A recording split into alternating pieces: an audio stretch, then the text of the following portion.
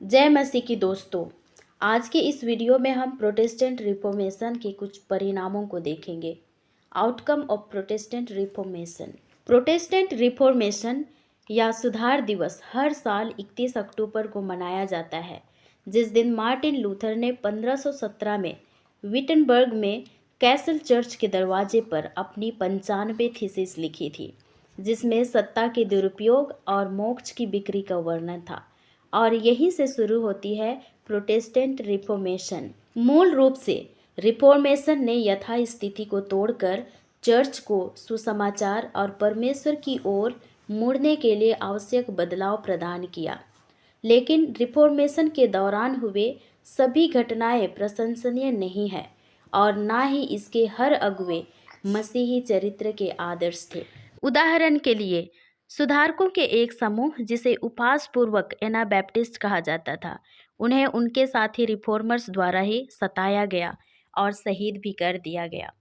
यह 30 साल का रिफॉर्मेशन युद्ध राजनीतिक संघर्ष और शोषण का खूनी प्रदर्शन था। फिर भी रिफॉर्मेशन या धर्म सुधार के मूल विचार शक्तिशाली थे और आने वाली पीढ़ियों के आध्यात्मिक नवीनीकरण को बढ़ावा देते थे। प्रोटेस्टेंट रिफॉर्मेशन के कई परिणाम हुए, जिनमें शामिल है लूथरन, कैल्विनिस्ट, एंग्लिकन और क्लेकर सहित कई नए प्रोटेस्टेंटवाद का उदय हुआ, जो ईसाई धर्म की एक नई शाखा है। प्रोटेस्टेंट रिफॉर्मेशन ने चर्च के भ्रष्टाचार का उजागर किया। राजनीति मामले में यहाँ तक कि कैथोलिक देशों में भी पोप को सत्ता से बाहर कर दिया गया। रिफॉर्मेशन के बाद बाइबल का जर्मन, फ्रेंच और इंग्लिश सहित कई भाषाओं में अनुवाद किया गया। प्रोटेस्टेंट चर्चों ने लैटिन के बजाय स्थानीय भाषा में आराधना आयोजित करना शुरू कर दिया। रिफॉर्मेशन के बदौलत पूरे यूरोप में साक्षरता फैलने लगी और संयुक्त राज्य अमेरिका के विकास में प्रोटेस्टेंट रिफॉर्मेशन ने एक अहम भूमिका निभाई। धर्म सुधार के बाद महिलाओं के अधिकार बढ़े और परिवार सामाजिक जीवन का केंद्र बन गया। इन सभी परिणामों के साथ साथ रोमन कैथोलिक चर्च ने भी प्रोटेस्टेंट रिफॉर्मेशन के जवाब में अपने स्वयं के लिए सुधार आंदोलन की शुरुआत की, जिसे काउंटर रिफॉर्मेशन के रूप में जाना जाता है।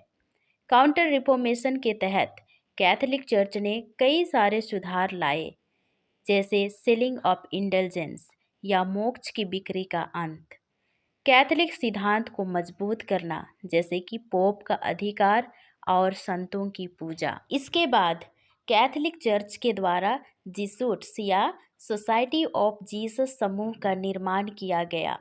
इस समूह के 3 मुख्य प्रिंसिपल्स थे। पहला, लोगों को आकर्षित करने के लिए प्रचारक और सेवाएं प्रदान करना। दूसरा, सभी स्तरों पर प्रथम श्रेणी के शिक्षक उपलब्ध कराना। इस योजना के तहत शिक्षकों की व्यवस्था निःशुल्क की गई तथा सभी शैक्षणिक संस्थाओं में छात्रों को एक डिवोट रोमन कैथोलिक बनने के लिए प्रशिक्षित किया गया। तीसरा, रोमन कैथोलिक शासकों को चर्च के प्रति अपनी भक्ति और प्रोटेस्टेंटवाद के खिलाफ रहने के लिए प्रेरित करना। इन सभी सुधार के साथ साथ रोमन कैथोलिक चर्च ने एक काउंसिल रखा, ट्रेंट काउंसिल, और ये प्रोटेस्टेंटवाद के खिलाफ ऑफिशियल जवाब था। इसके 3 उद्देश्य थे। पहला, कैथोलिक सिद्धांत को परिभाषित करना। दूसरा, कैथोलिक चर्च में सुधार लाना। और तीसरा, हेरेसी या गलत शिक्षा का दमन करना। कैथोलिक रिफॉर्मेशन या सुधार के परिणाम स्वरूप पादरियों को बेहतर प्रशिक्षण और शिक्षा मिली। फलस्वरूप पादरी और आम लोगों के बीच धार्मिक जीवन का वास्तविक पुनरुत्थान हुआ, जिससे चर्च के हितों और मानव कल्याण के प्रति एक नई भक्ति जागृत हुई। मिशन के काम में और नए थियोलॉजिकल लिटरेचर में कैथोलिक उत्साह का प्रदर्शन तेजी से किया जाने लगा।